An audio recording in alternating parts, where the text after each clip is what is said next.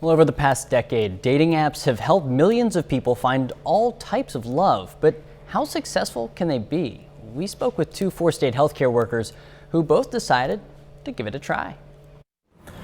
We actually met on Bumble. Online app, yeah. So not too crazy of a story there.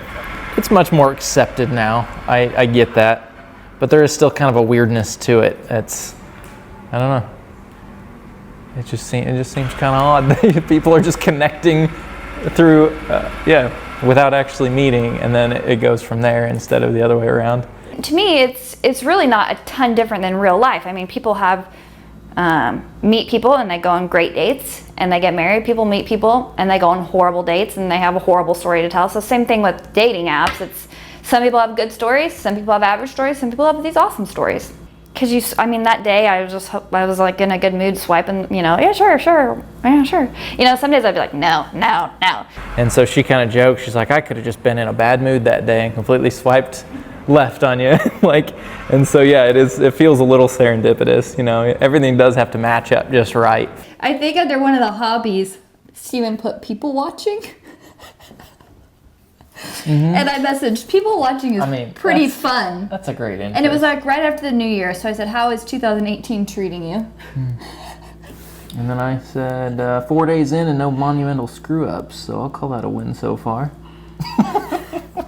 For years, I probably didn't put myself out there as much as I should. And so I feel like dating apps allowed me to be a little bit braver behind the scenes and gather my facts before I took the jump and met one-on-one with an individual.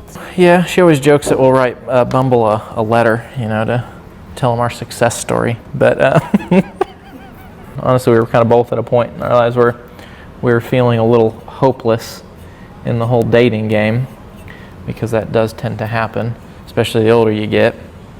But yeah, we just connected, and now I plan to make her my wife.